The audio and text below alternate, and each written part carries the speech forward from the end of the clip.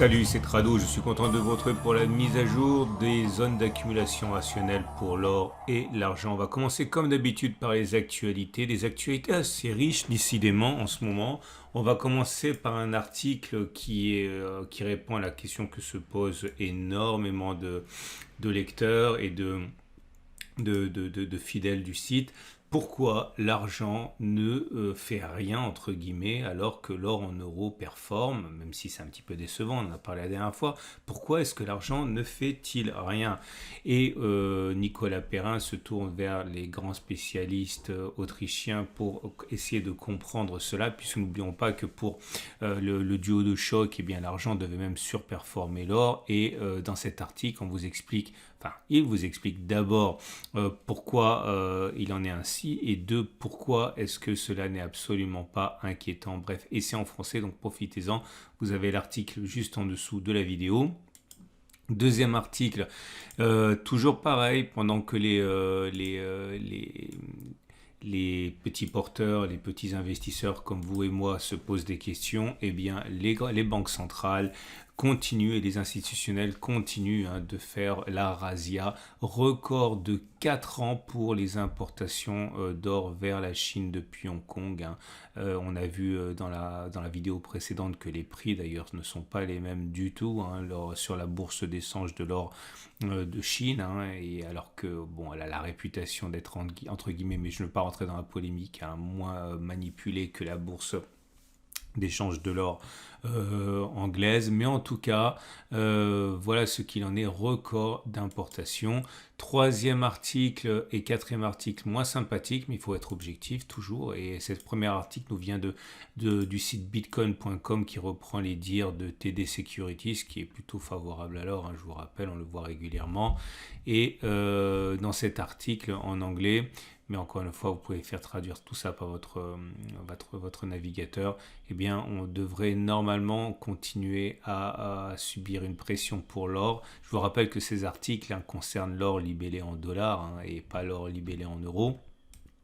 Et dernier article qui nous vient de Saxo Bank, donc c'est l'analyse des cotes, des COT, ce que font les pros. C'est important, c'est de regarder le graphe qui est là, qui vous montre le ratio entre ceux qui sont acheteurs et ceux qui sont vendeurs. Et quand vous regardez les métaux précieux, eh bien ce ratio long-short, eh bien il est de 0,7 pour l'or, 0,8 pour l'argent, 0,9 pour le platine, 1,3 pour palladium. Donc on voit clairement que le palladium et celui qui a le vent en poupe actuellement. Donc ça se voit d'ailleurs sur les graphes. Attention, on parle encore une fois de choses qui sont assez compliquées. Bref, c'est en anglais, mais vous pouvez vous le faire traduire par votre logiciel. On va passer tout de suite à l'analyse des zones d'accumulation rationnelle. Je vous rappelle que si vous voulez acheter de l'or, du platine, du palladium, de l'argent, vous pouvez le faire avec mon partenaire au coffre.com. En plus, si vous cliquez sur ma bannière, vous aurez une prime réduite sur l'or. Une fois que vous arriverez sur le site, eh bien, vous pouvez le voir. Vous pouvez acheter platine, palladium, bref, tout ce dont vous avez besoin, vous faire livrer ou faire garder en France ou hors de France, ce qui peut être intéressant pour certaines personnes qui craignent certains phénomènes. Bref, je vous laisse découvrir ça sur mon site. Lien pour aller visiter les articles en dessous de la vidéo. On passe aux zones d'accumulation rationnelle. Et on commence par l'or en euros, puisque jusqu'à preuve du contraire, l'essentiel d'entre vous investissez en physique et à partir de vos euros. Et nous avons donc toujours une performance, je le répète, positive, contrairement à l'or qui a été investi en dollars. Et nous sommes toujours sur le support majeur des 17,54, 16,80 euros, qui est notre zone d'accumulation rationnelle la plus proche. Je vous montre, on dirait qu'elle a été bafouée, cette zone rouge, mais il n'en a rien été sur l'unité de temps sur laquelle elle a été construite. Parce que si vous regardez les données mensuelles, zone sur laquelle elle a été construite, donc on est toujours face à une résistance qui a été cassée, qui a donc changé de polarité, qui est devenue support et qui tient pour l'instant. Et donc à partir de là, rien ne permet a priori de penser que l'on clôturera en dessous, même si cela arrive régulièrement. C'est pas ce qui se passe le plus souvent. Et donc quand on regarde les données journalières, on voit bien qu'en cours de mois, on est bien passé en dessous, mais vous venez de voir qu'on a bien toujours clôturé à l'intérieur. C'est une zone d'accumulation rationnelle, tout comme l'est, si on avait la chance d'y aller, le support majeur des 16,54, 16,35, qui est une zone de résistance hebdomadaire. Pareil, je vous montre une fois pour que vous compreniez si vous êtes nouveau. Vous voyez, toujours le même scénario. C'était une résistance, elle a été cassée, elle a changé de polarité comme ça se passe souvent et on a rebondi dessus. Donc si on revenait sur cette zone, ce serait intéressant. Regardez, il y en a une autre ici, simplement pour que vous compreniez la démarche. Vous voyez, ici c'était une résistance, elle a été cassée, elle a changé de polarité, etc. Donc vous voyez, c'est pour ça qu'il faut vraiment comprendre les bases de l'analyse technique. Toujours est-il, je l'ai dit, je le répète, on est en zone d'accumulation rationnelle. Investir petit à petit à partir de ce niveau est complètement classique, j'ai envie de dire.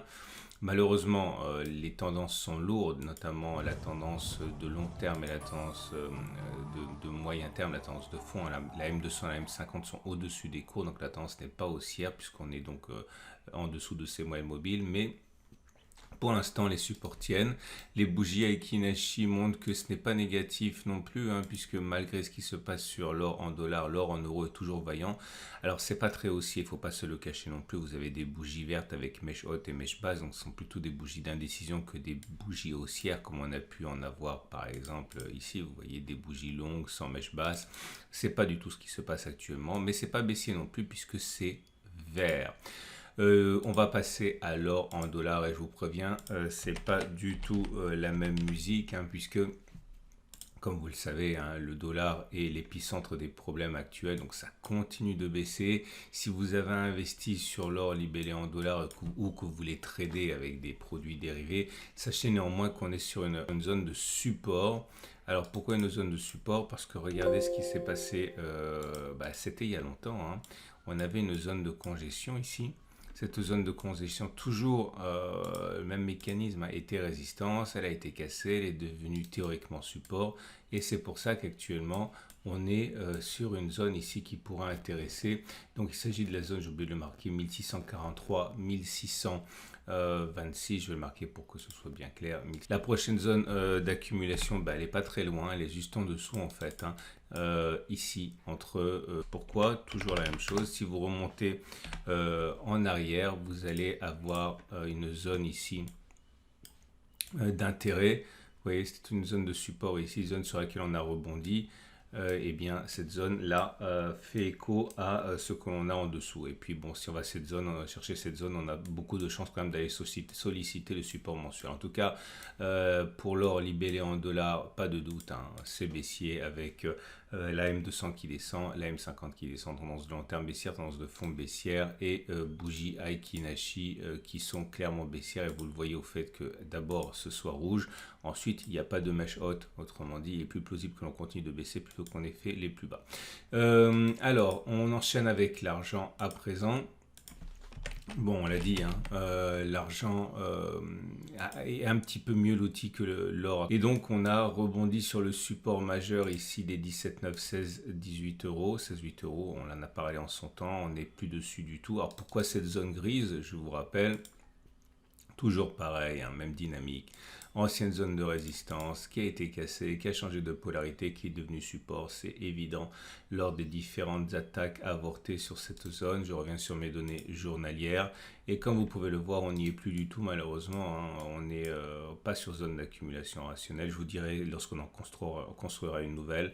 Pour l'instant, retenons que la tendance de long terme est baissière, que la tendance de fond est plutôt neutre, légèrement haussière peut-être au regard de l'inclinaison de la M50, mais on n'est pas sur zone d'accumulation rationnelle. Les bougies Aiki Nashi montrent que ce n'est plus haussier. Regardez, ce sont des bougies qui sont rouges, sans mèche haute. Autrement dit, il est plausible que l'on continue de baisser. Pourquoi pas? Ça permettrait de venir chercher le support majeur des 17,9, 16,8 euros. Et on va terminer avec l'argent, mais cette fois-ci en dollars. Et comme vous pouvez le constater, en dollars. Bon, alors c'est pas bon naturellement, mais la bonne nouvelle c'est qu'on revient sur le support journalier des 18,4, 17 dollars.